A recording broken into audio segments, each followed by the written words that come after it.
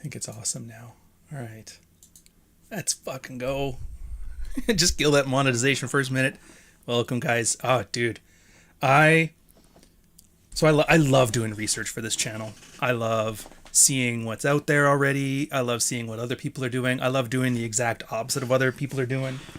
And I have a list of like about 100 movies right now I want to eventually address from a storytelling perspective. And then I got to, I don't know what it was. I looked at Highlander 2. It's because I'm in a cyberpunk mood right now. Because if you don't know, I'm writing a cyberpunk book. Well, I've finished writing a cyberpunk book right now. I'm just waiting for it to get back from the editors, make final changes, and then you guys will have it out, hopefully by the late summer. I saw I was gonna do Blade Runner, but I'm like, it's been done to death. There's tons of people on that one. So then I look through, I'm like, oh, hey, this one will work. It was just as I finished The Punisher, and I was like, Highlander 2. Dude, I haven't watched Highlander 2 in forever. So I went and I looked for it, and it turns out there's like multiple versions of it. There is the original theatrical cut, and then there's like two different director's cuts. Now, if you remember any of these older movies, like Payback, or, Highlander's another example, Superman 2, they all had a lot of studio meddling. They kind of changed because they, like, marketing says it's going to be better if we do this and we're going to do that. They get studio notes. So sometimes what happens, especially if a movie does bad, is they'll give it to the director, like, yeah, just, I'll do an edit of my own and we'll fix it. And they let them do it. Aliens 3 is another example. If you watch the original Aliens 3, it's not a bad movie, but it's not the greatest movie either. The director's cut clears up a lot of stuff, makes it flow a lot better. It just generally looks better. So Highlander 2 was one of those examples. And there's two things I want to kind of get across here. The first is that the cinematic universe idea, or the expanded universe idea of storytelling, I think is absolute garbage. It's run its course and it needs to die. And Highlander 2 is a good example of how to get that done. And two, that watching a movie on its own merits is just a better way to watch movies. Like, everybody always brings baggage with them to watch something. So I see one of you guys on here who's never heard of this film. So if you've never heard of Highlander, Highlander came out in, I want to say early 80s, because this one was a late 80s film. I think so. I think it was like 82 or something like that, 84 maybe. It was a simple story. It was the idea of immortals living on Earth. Nobody knows how they got there. Nobody knows where they came from. They would just have normal lives, and then one day somebody would die, wake back up and go, well, that's weird, I thought I was dead. And of course we're in like medieval Europe, so everybody was like, oh, it's a demon. They'd kick them out. And they would find something weird. It's like, dude, every time another one of these immortals gets by me, my head starts going wonky, like I can tell they're coming. And then you find you're caught in this immortal tournament where you're trying to kill every other immortal on the planet so you can be the last one. There can be only one. And you never knew what that meant, but everybody just kind of knew. It's like, no, you win. What do you win? Doesn't matter. So Connor MacLeod died in Scotland in the 1600s or something like that. He found the main character, this big, goofy, angry Englishman. He runs into Sean Connery Ramirez, finds out he's another immortal, so they train and become friends. Buddy kills Ramirez and his wife. Connor runs, hides, eventually gets revenge. It's a pretty simple story, but it's great in that it does so many things you never would have thought of. The 80s was great for that, by the way. They took genres and they would just mash them up. They would put things together that made no sense. Like Gremlins, you couldn't come up with something clever like Gremlins today. How about little monsters that start off as very cute things? They breed by getting wet, and they turn into evil villains if you feed them after midnight. And they used to make jokes like, what happens if you're on a plane and eats the thing? And it's like, They never really answered it. It's like, you'll figure it out. And it was this great Christmas horror show, you know? Oops. Getting my receipt sweat here. It's going to suck for write-offs. Highlander was one of those ones too. The fact that you had a Frenchman playing a Scotsman and a Scotsman playing an Egyptian, or I think it was Egyptian, or Spaniard, was kind of funny enough on its own, but they're like, just go with it. It's all weird accents. That movie did great. Everybody loved it. They had Queen doing the soundtrack, so it made it like an action adventure. It was like a comic book. But there was no comic book it was based on. It was just a thing that they did. So it was really cool. spawned a whole bunch of TV shows, spawned a whole series of movies of various levels of execution. Highlander 2 came out because they're like, we need to make more money. And I loved it. I actually watched Highlander 2 before I watched Highlander 1, which I think is the big difference between me and your average movie nerd asshole. Because, dude, popping out chat so I can see you guys here a little more clear. Everybody who watched Highlander 1 judged Highlander 2 based on Highlander 1. Which I'm like, why? Watch a movie on its own merits. And that's why it's like, if you look online, that's it. The worst Highlander movie ever. Thing ruined the franchise. Fuck these guys. This is shit. Like on the video that's coming, I guess the preview too, but the video I got coming out, it's got Siskel and Ebert for like 2 minutes shitting on the film. And I was like, what the fuck are they talking about? So I went back. I'm like, maybe it's one of those things because I watched as a kid. I'm like, no, it holds up. And granted, I think a large part of that is because of the director's cut where they made it in his own vision, but I get what he was trying to do. And this is what I wish more movies did, is they treat sequels the way that Hong Kong films treated sequels. You're like, what does that mean? When you watch a sequel in North America, it's either a continuation of the first story, as if it's like an extended story. Back to the Future was an example of that. You know, Back to the Future 1, Back to the Future 2, Back to the Future 3, like it's like a continuous, you could watch all three of them in a row and it would look like just one long movie. Or you got the Marvel Cinematic Universe. Anything you do in this movie has to be affected by this movie.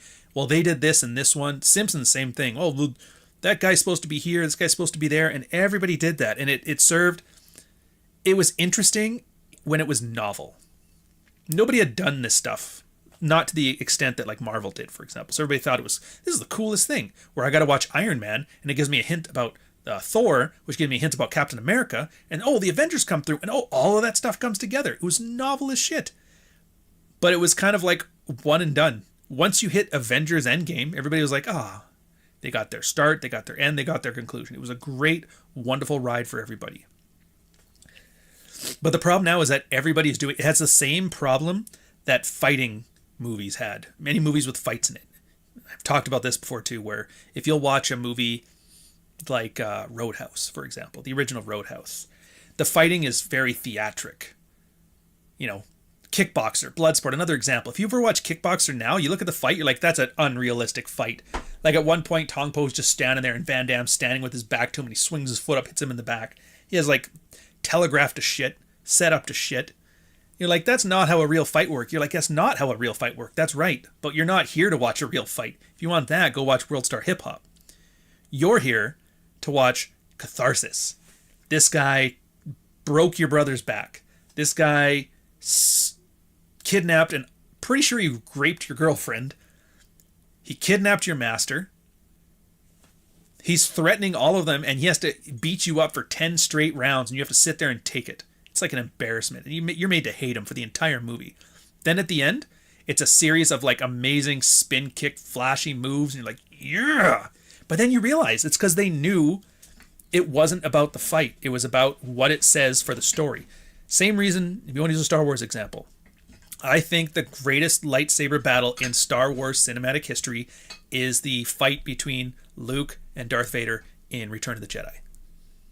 To which everybody here is like, what the fuck are you talking about? That was the laziest one. It had the least amount of movement.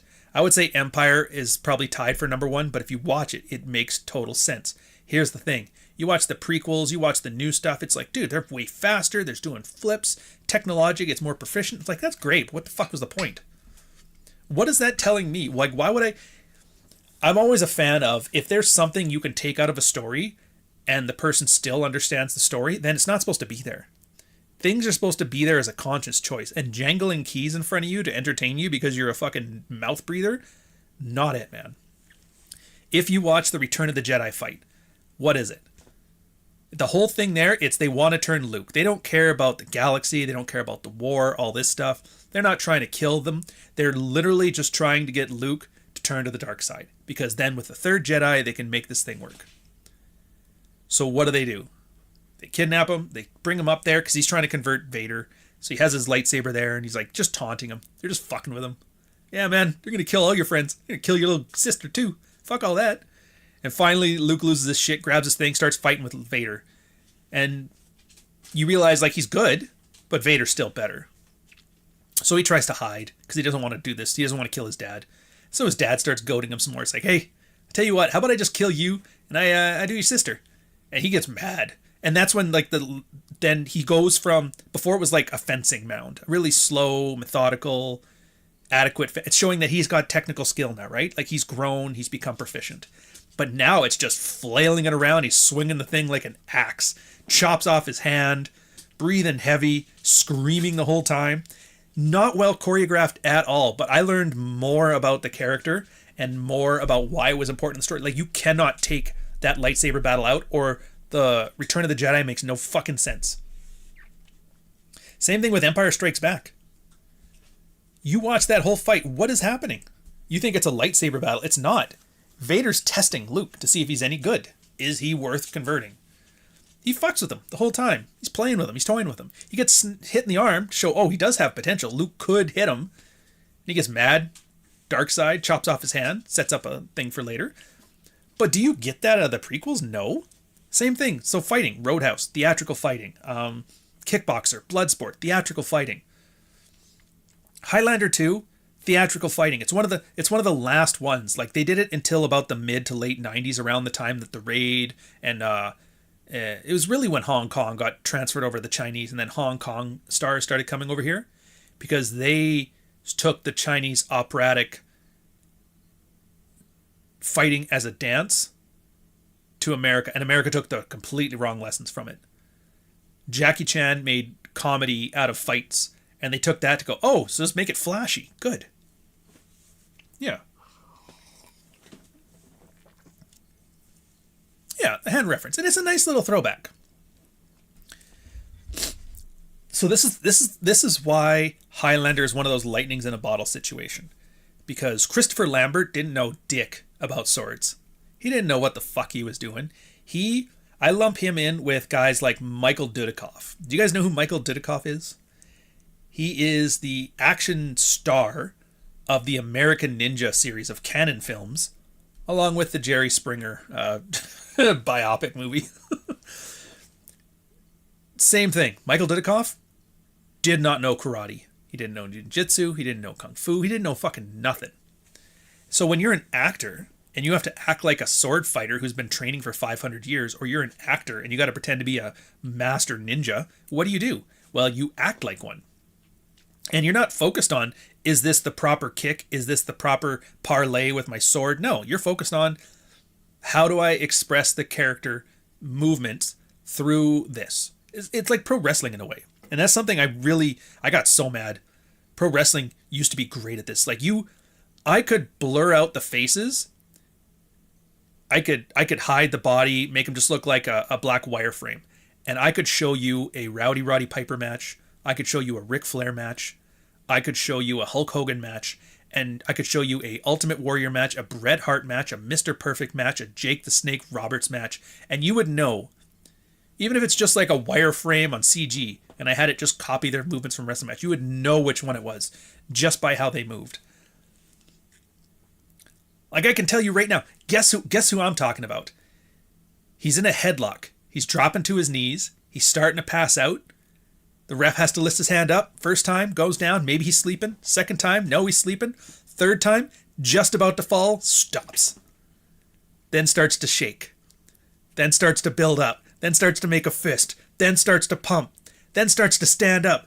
Bam! Breaks free of it. Points at the guy. Let's fucking go.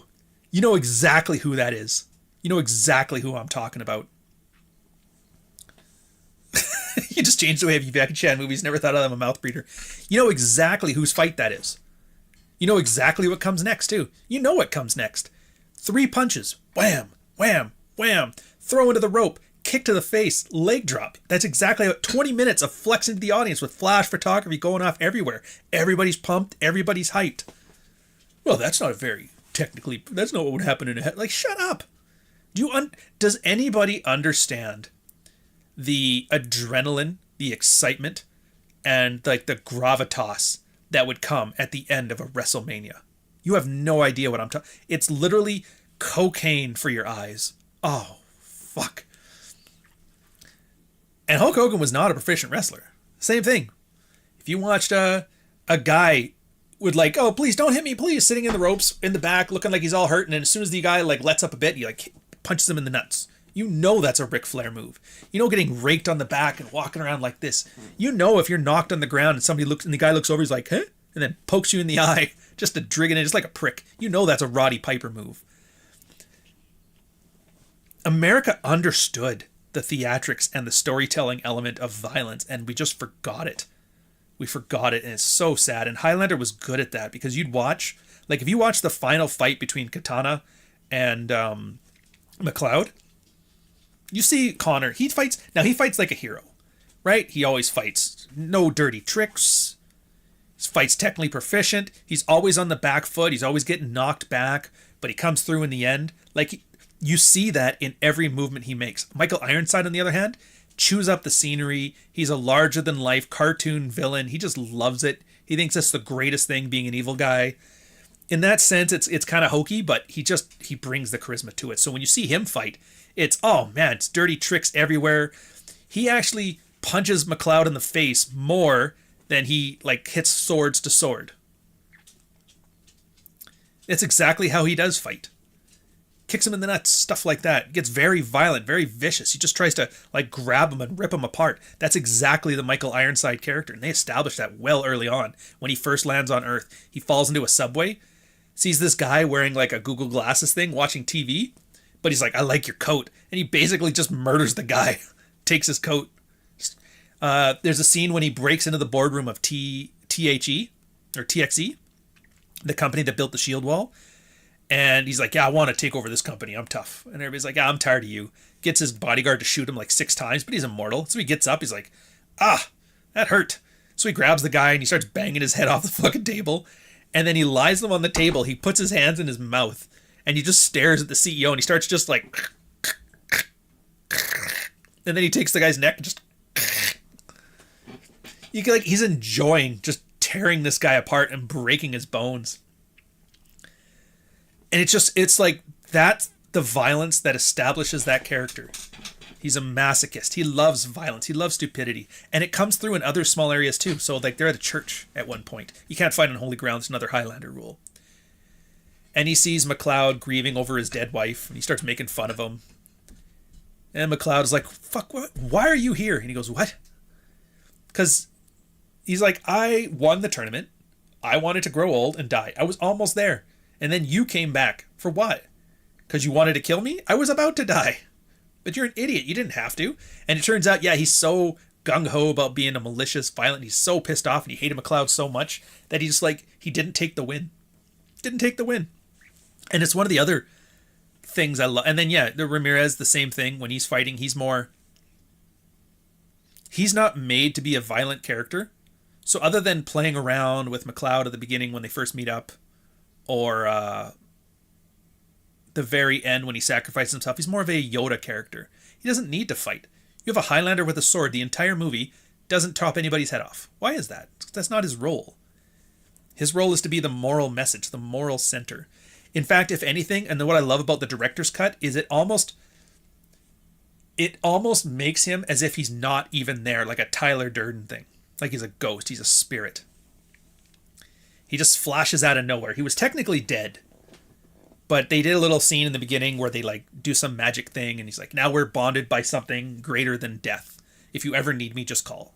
And then when he accidentally gets into trouble, he calls, comes back from the dead. You're like, how the fuck did that work? And I loved it. They don't explain it. They don't explain it. They don't tell you how. They're just like, this is a thing and it happened and it doesn't fuck with anything else we do in the movie. Like there's no other situation that screws up because they made this thing. Has Michael Ironside ever played any hero roles? He's brilliant. Oh, of course. He played I don't think he was the main hero, but he was one of the heroes in Starship Troopers. Actually, that's a good question.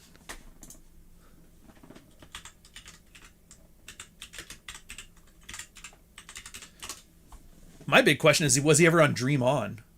All right, let's look through the movies. What do we got here?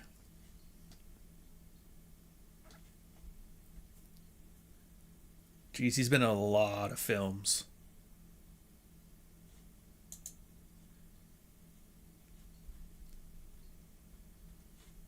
A lot of films. This man's prolific as shit. He's kind of bargain basement binning it at the end, but whatever. Let's go way back to the beginning. If he was a hero, it would have definitely been at the beginning.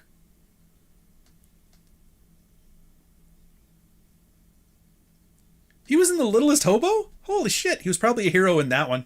There's no way he's a villain in The Littlest Hobo. I think he was a hero in V. Yeah, I'm pretty sure he was a good guy in V. Which is one I really should do. Ham Tyler. I have to watch that one again. V is like Battlestar Galactica, but for the 80s. He was Jester in Top Gun, also a good guy. Good point there. Yeah. Anyways, interesting. Not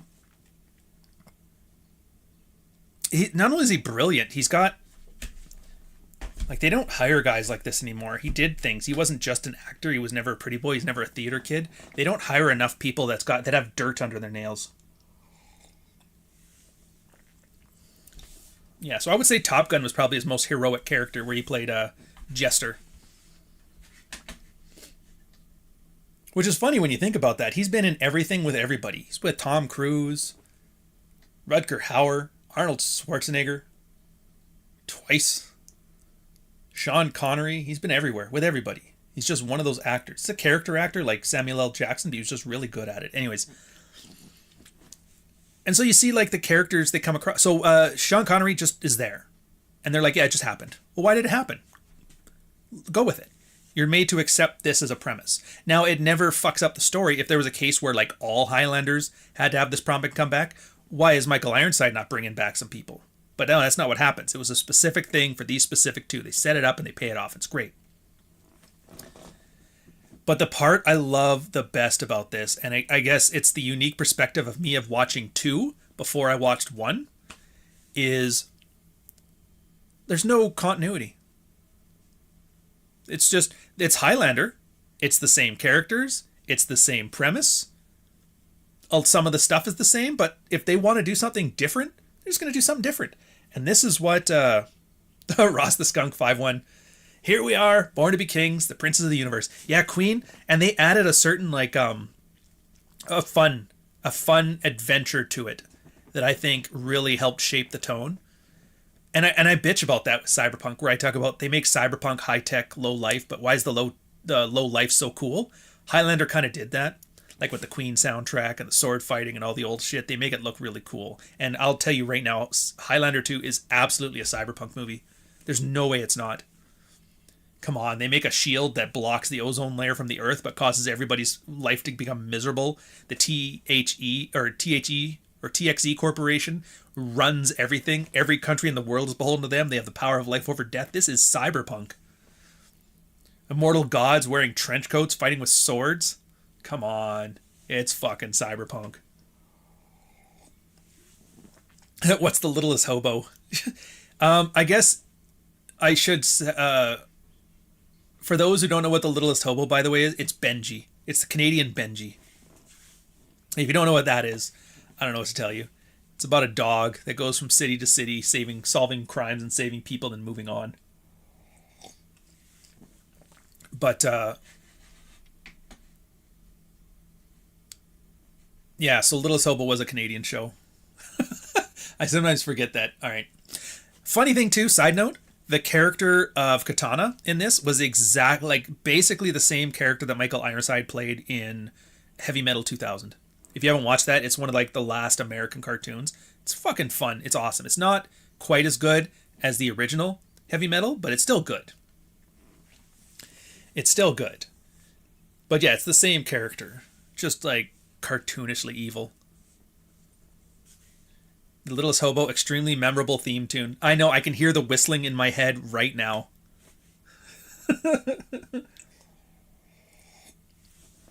Yeah, it's one of those shows that everybody knew.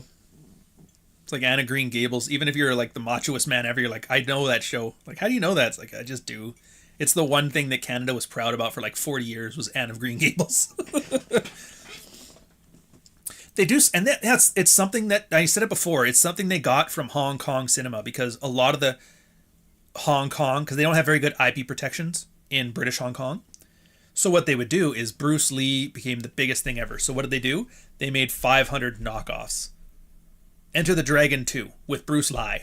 It's a different guy. It's a different character. It's technically Enter the Dragon, but it's like there's the only continuity is the stuff that works. If it doesn't work, they just skip it. Highlander did that well. Highlander 1 had nothing to do with because the other thing, Highlander 2, they were in the past. They kind of played up with, you know, that theory the Joe Rogan show talks about a lot, where there was an advanced human civilization before the last ice age, and they got wiped out for whatever reason, and all the evidence was buried, and you're never going to find it again because of the ice age tectonic plates or whatever. And so now we're like repeating it again. They're like, let's just do that. And so they come from a past that, and they're still doing like sword fights and laser fights. It was like a very cool, like, remember how Cyberdyne, the robot war was in Terminator, and then you go back to the original Terminator in the 80s? It was like that. But kind of like Terminator Cyberdyne war mixed with Stargate's fight in ancient Egypt stuff. It's a cool thing on its own merits. Even got a little bit of like Dune thrown in. Just all the cool old shit. So the idea is they were from the very far past, and they would find that some people were immortal. So what they would do for the immortals is, because they couldn't deal with them, they're, you know, a tyrannical government, so the immortals, they can't be killed. So they send them into the future. And then there, you got to fight with the other immortals. And then whoever wins, you can either grow old and die, or you can come back. They didn't have that in the original. People were pissed. Like, what the fuck? Although at the time, in the original, or in the sequel, they had them from a planet. It was like a space alien. Which, again, the directors and the studio's probably like, dude, aliens are cool right now. They just had Aliens, the sequel, come out. They're like, no, just make it from the past. It's fine. So the director fixed that. But yeah, the original one didn't have that. They just had the tournament. You'd have to understand there was a tournament. The tournament is about killing each other, and the last one wins. How do you kill them? They're immortal. You have to take off their head. And it's like, yeah, that part's good. We're going to add this stuff. They add the thing about the shield. They add the high tech. They add the cyberpunk. They add the bringing back your friend from the dead. They have Michael Ironside coming back for his revenge. One of the things that this movie did, too, that I really find is interesting is similar to what The Punisher did, where they give the character arc to the villain. It's something you don't see very much in movies at all. More often than not, the character arc is given to the main character, the protagonist. Sometimes the protagonist is like, you know, Dolph Lundgren, bigger than life, just an action star, and the movie's kind of like his anchor. And they give the character arc to the secondary character. Like I Come in Peace. Brian Benben's character is the character arc. He's learning to distrust being the striver in the FBI, and that's the way he saves his life. You know, everybody else gets a character arc except for the main character. But again, Punisher, 89, and Highlander, they thought they give the villain a character arc, because the Punisher doesn't change. His partner doesn't change. Franco, though, the villain, he changes. He's trying to change the mob. Causes some problems. The Japanese kidnap his kids. He tries to get them back.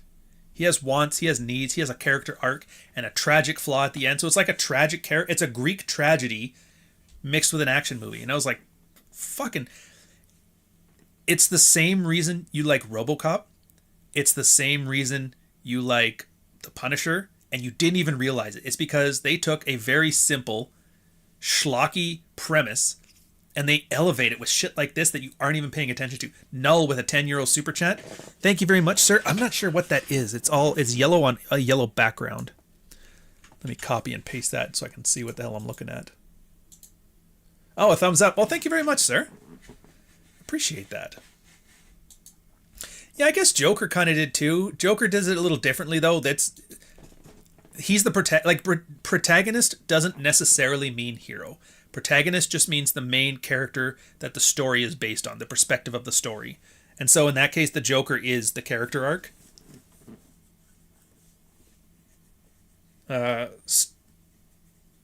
Yeah, so Franco and the Punisher. And in this one, Michael Ironside, it's the same thing. It's a revenge story in reverse. He wants revenge against Connor McLeod. He wins, throws him into the future, and then he has like a little, and they have like a TV they can watch into the future. It's like, what the fuck is this? They're fighting with swords in the desert, and now he has like a holographic TV where he can look into the future and see how Connor's doing. And he's like, well, I better go kill him because he's going to come back and cause me all kinds of pain, and then I'll come back. And that's when he's like, oh, he was just going to die if I'd have left. And so that was like his big fuck up at the start. It was like, geez, I just had to do nothing, but instead I chose revenge. It's like a character flaw, right? And then as he goes through, he has wants and he has needs. He just wants revenge. But what he needed to do was just take the win. So as he gets through, he gets revenge. He, banishes McLeod, walks over there because his character flaw, his tragic flaw, is hubris. It's ego. It's pride. And then so him going down there doomed him to death. And then the rest of the movie is just mostly him getting all of his wants. I'm taking over this company. I'm going to fight and I'm going to kill everybody. And then, what he needed to do was take the win. And he didn't. So he gets beheaded at the end. I think it's one of those things that's just so goddamn clever, but you don't think about it at the time. Because when you're watching a movie, you're not thinking, well, the characterization is good here. Oh, this is good here. It's like shoveling your driveway. You don't notice unless it's not being done. If a movie does its job well, you don't think about anything because you're in the movie. And that's what made it so goddamn good. And this is why I hate, and I mean I hate, YouTube movie reviews. Theater kids, socialist, commie, wannabe, I hate my dad, I studied philosophy in school assholes with their video essays coming in, using it as a vessel to talk about socialism. Guys that just like the package. Oh, the DVD box set has got a Halo skull. Like, fuck you. Fuck all of you. Fuck Critical Drinker with his whole, you know what sucks? This thing sucks. Guys, why doesn't it suck with me? No, you suck. You're sitting here and you got to say the movie's a fucking piece of shit because you don't understand what's good about it. I'm enjoying this, but I don't know why. Therefore, it's got to be bad because it can't be that I don't know what the fuck I'm talking about. It's got to be that the movie is bad. No, the movie is great. Well, not victory. It's that he didn't know how to take the win, take the victory. Yeah, the movie is great. It has everything you could want. What about Jay's reviews? His are pretty base. Would probably be hate me though. Are you talking about Joe Blow?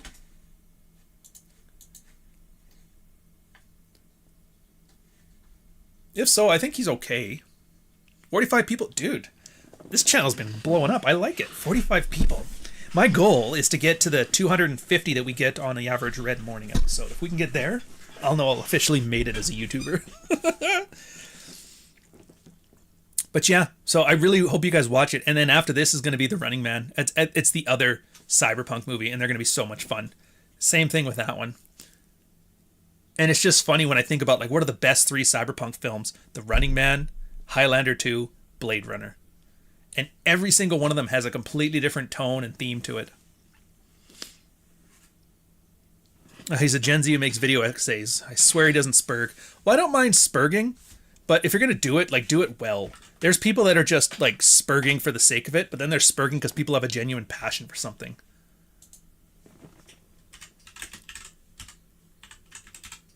All right, I'll type it in. Jay's reviews. Oh, there he is.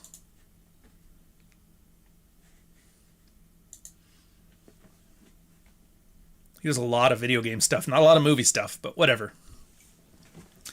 And B-Mask's like a British version of what Ryan does. B-Mask, eh?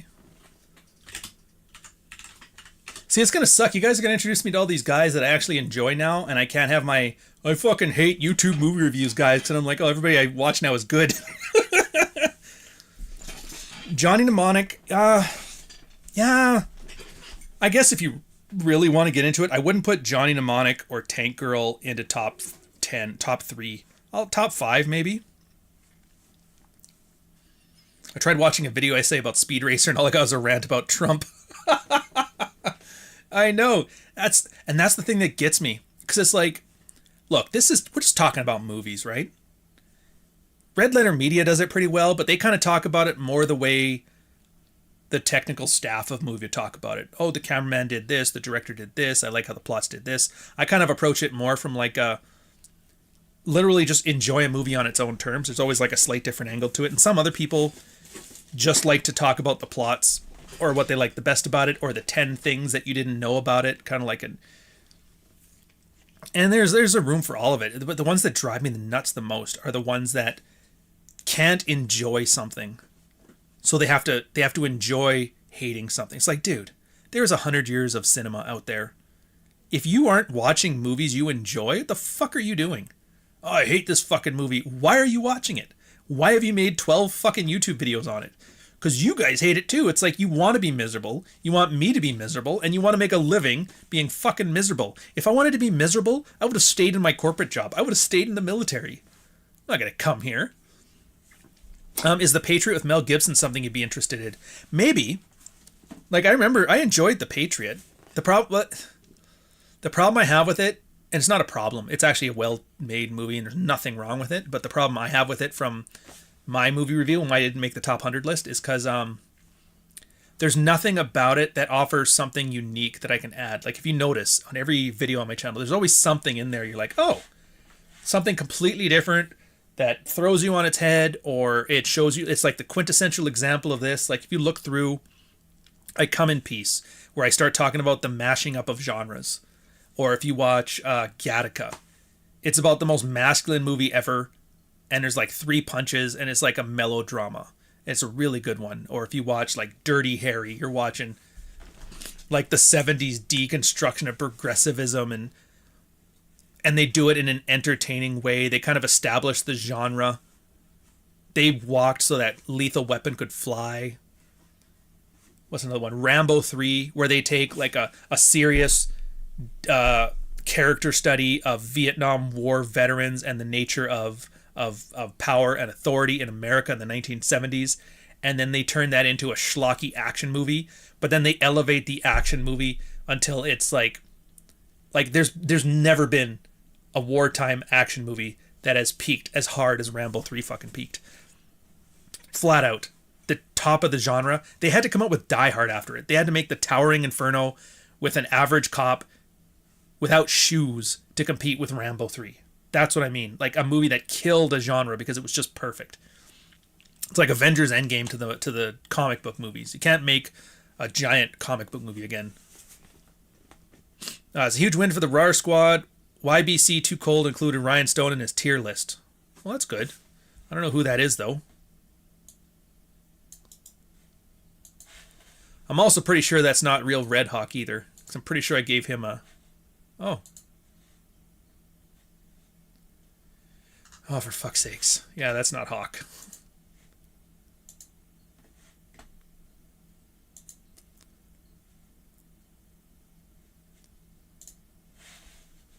Yeah, enough of that shit. All right, where's I going with this? Oh, yeah, so everything has something that's unique, and so that's what I kind of want to get. It's not so much like a curated list of, guys, these are the 10 movies you have to watch. It's more so, here's what makes this one unique. Here is what makes this one a great example of how you can execute. Like Spaced Out. It's a cheap, shitty, British sci-fi sexploitation film from the 70s. But the point of that one was, it's fun, the plot is coherent, and it shows you the difference between cheaply executed and poorly executed, because it's cheaply executed.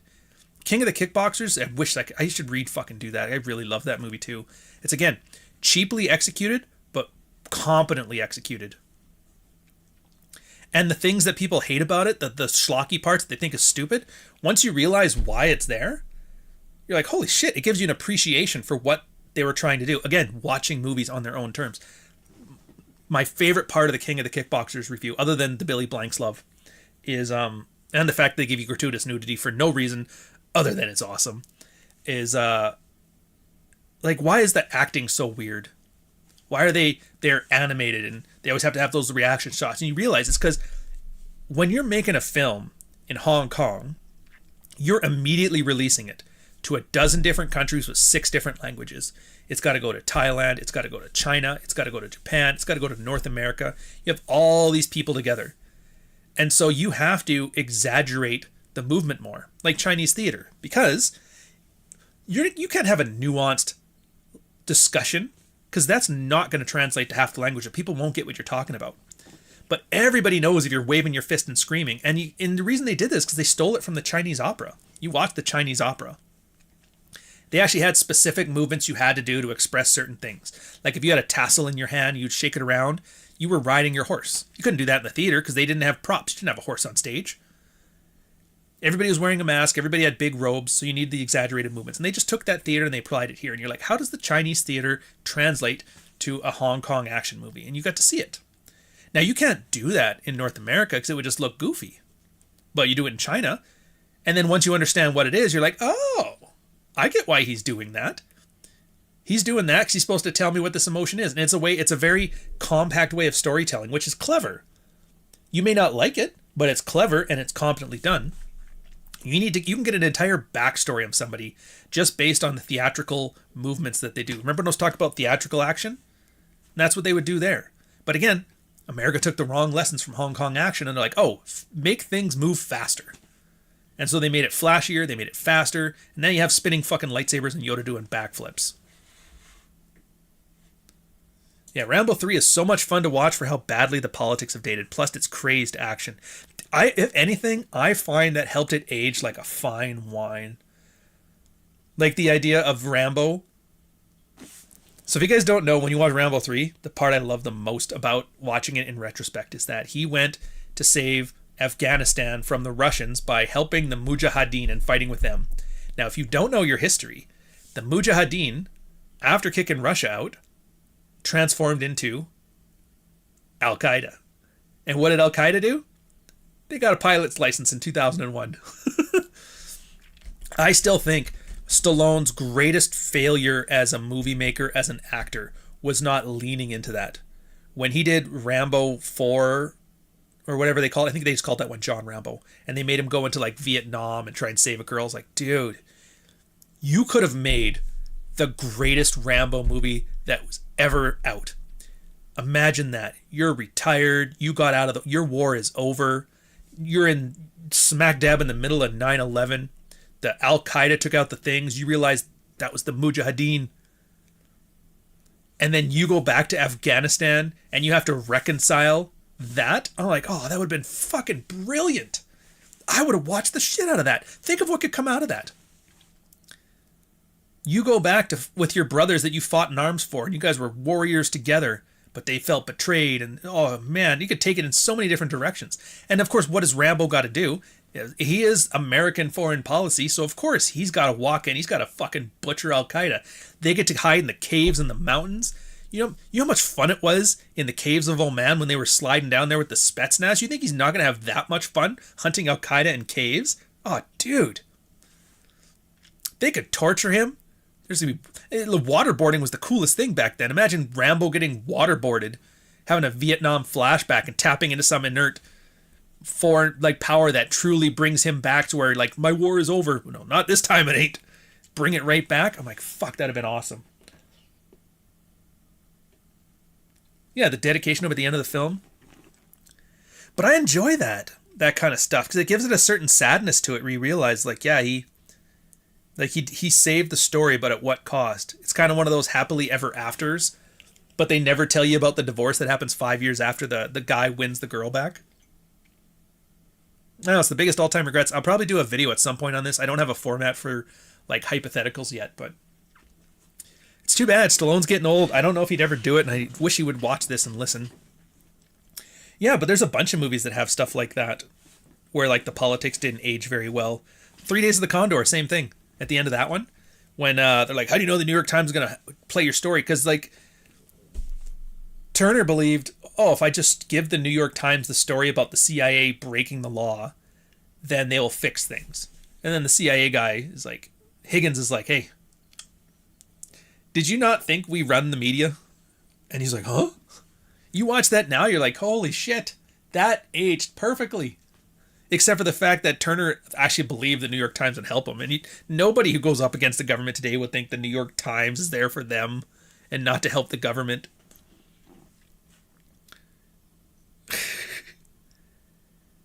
And that's another thing. You're not going to see that with new movies. I don't think you are at all. You're going to watch... I can't even think of a name of one right now. But whatever. Let's pick... what's a Kevin Hart film?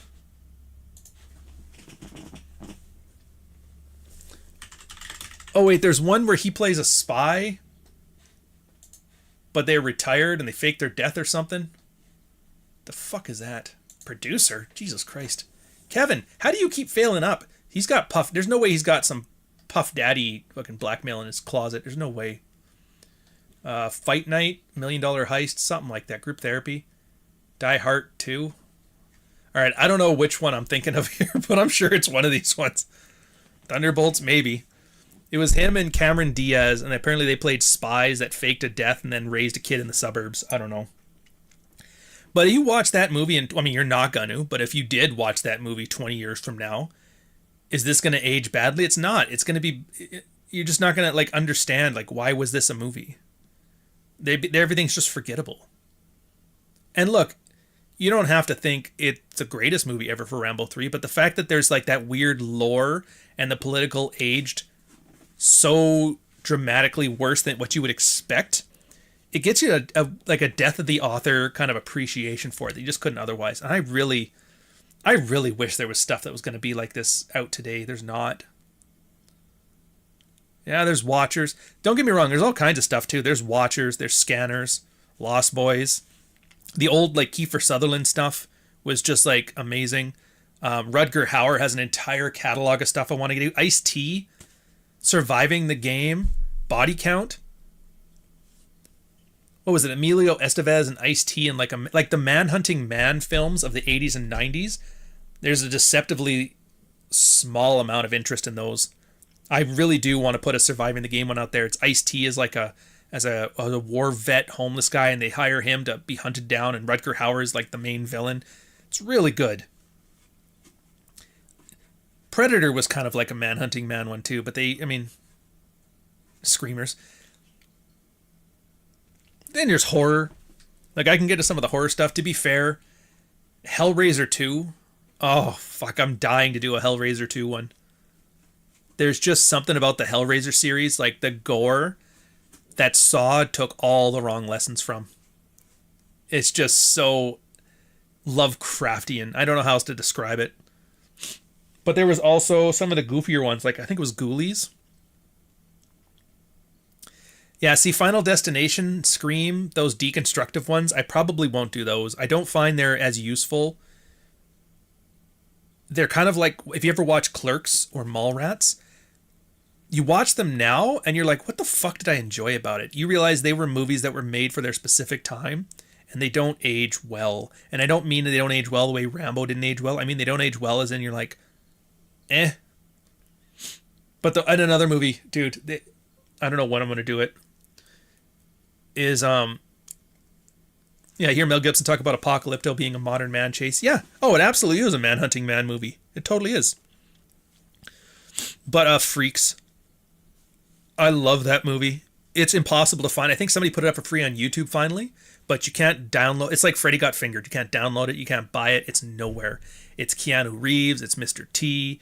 It's Alex Winters from Bill and Ted's Excellent Adventure. It's him. He made the most MTV movie ever. And it's just so fucking good. Randy Quaid. I still will laugh every time I hear him go, Styrofoam cup.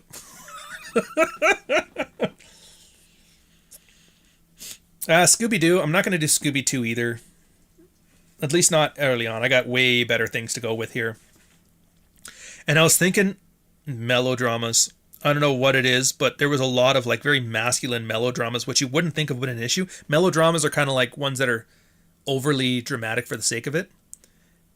And you watched, and I know other people got into them. Because like, American Ninja. When you hear that movie, if you haven't watched it forever, you remember, oh, that was an action film. You go watch it now, man. It's not an action film. It's a melodrama. It's a melodrama and a love story about an orphan guy who falls in love with the general's daughter. The ninja stuff is just thrown in there to keep you interested. It is a melodrama. The Punisher is kind of a melodrama too in that way. But a good example of one I would, if I do, is probably going to be the remake of Miami Vice. You watch that one, it is an absolute melodrama. In the same way that Collateral is like Michael Mann's probably best character study, I would say Miami Vice is his best melodrama. It really does tap into the same tone, themes, and vibes that Miami Vice, the TV show, had. Like, he really understood the source material. And all the 80s TV shows were like that. Knight Rider, A-Team, Miami Vice. They were all serialized melodramas. Because action was expensive to film. But characterization, oh, that's easy. Yeah, I know what you did. Yeah, first and second at least, Dudikoff. It's funny, too, because I was going to do that one, but I didn't because it actually is pretty shitty. Just even watching it, I had a hard time finding a reason to put it on, especially an early thing. Maybe later on when I run out of movies to do. But it was funny because you watch like the American Ninjas 1 to 4, I think, and like each one made half as much as the next one until eventually it was like, dude, they're not making nothing. Because the first one made an insane amount. I could not believe how much return American Ninja made in the box office. It like outdid Rambo 3 or something like that. I was like, how in the fuck did American Ninja outdo these people? Michael Keaton's Mr. Mom. I mean, if I was going to do an old Michael Keaton one, he's got better ones. The one I would probably do, if I had to pick a Michael Keaton one to throw you off, would be, there's this one movie where he works in an American auto plant and the Japanese are taken over. And so they have to manufacture 10,000 cars in a month in order to save their jobs. I can't remember the name of it. But if I'm going to do the Michael Keaton stuff, I might as well just do Bill Murray, like Meatballs. I think old Bill Murray stuff is probably really underrated and belongs on here more. Maybe even Caddyshack, but definitely Meatballs. Anyways, we got Rule 0 coming up pretty soon, so I'm going to let you guys go on this one. Anyways, Highlander 2. If you have not watched the director's cut, go watch the director's cut.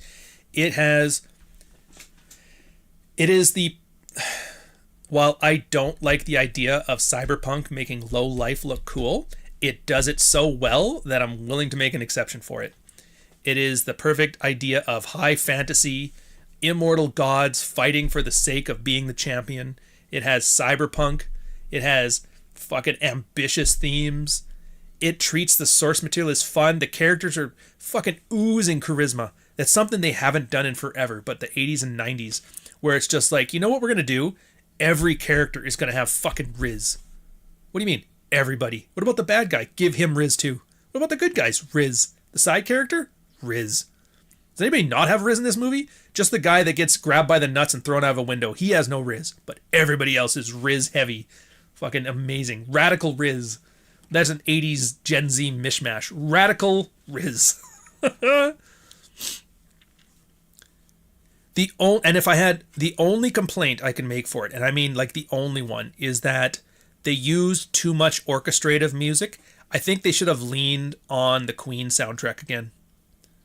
Because they had the high adventure, it's fun, but it's serious. It's like having something that's savory and salty, or savory and sweet. It's a combination that you just wouldn't expect to be amazing, but it is. But yeah, fun, but also serious. And if they had put the Queen soundtrack on there more, I think it would have done a lot better.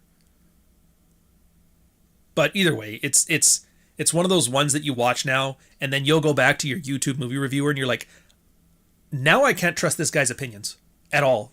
Because you realize, like, dude, I watched this movie, and if I watch it on its own terms instead of the terms that you gave me to watch it on, yeah, I'm not judging a fish by how it rides a bicycle. I'm judging a fish by how it bees a fish. Watch Highlander 2 based on how it does a Highlander movie, and it's fucking amazing. Highlander 1's good, 2 is good. Yeah, so you won't be able to watch your guy anymore. You're like, fuck this guy.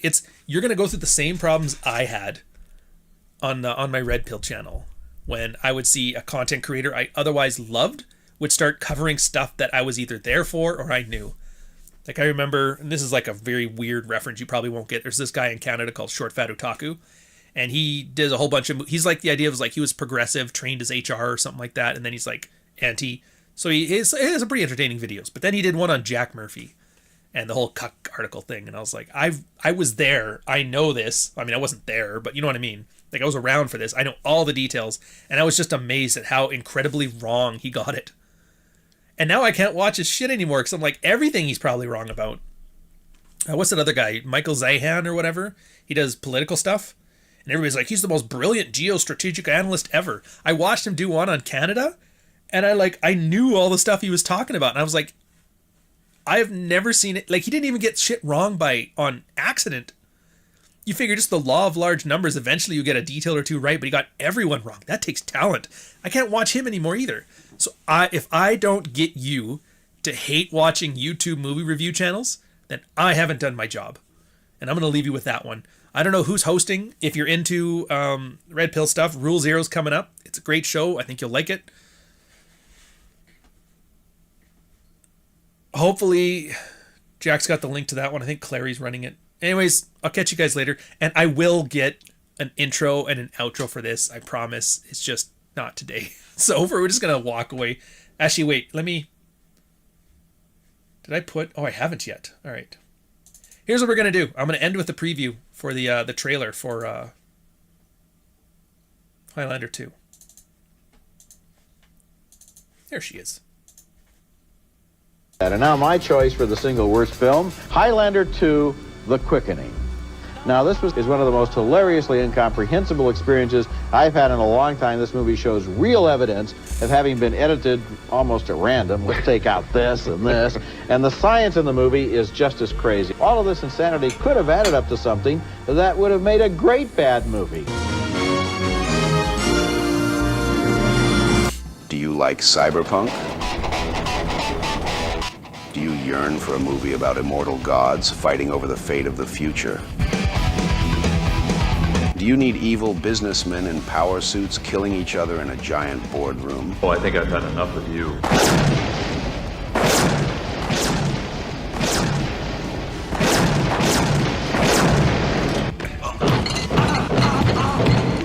Do you love when a movie decides to just be a movie and not a cinematic universe? How about a rock opera for a soundtrack and gratuitous nudity for no reason, other than it's awesome? Well, I have the story for you.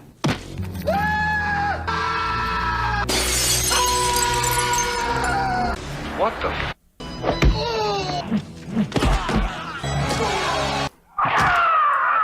Drop! Boom! Simple and effective stories.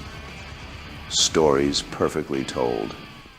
Stories that aren't chained to their only precedent by a director, some Aussie bloke who they only trusted with Duran Duran and Elton John videos, and the writer of all the Highlanders and Hellraisers, comes a movie that rode on the coattails of one of the most perfect movies in existence. The movie that was so good, they remade it twice. A movie that pisses off movie nerds, communists, and outrage-based YouTube movie reviewers who love to hate-watch things. They couldn't do that here, because this puppy is awesome. It's the pinnacle of high fantasy and cyberpunk. If you love the 80s tradition of mashing up genres, if you loved Sean Connery, Michael Ironside, Christopher Lambert, and hand-drawn special effects in an amazing movie, this butt is for you.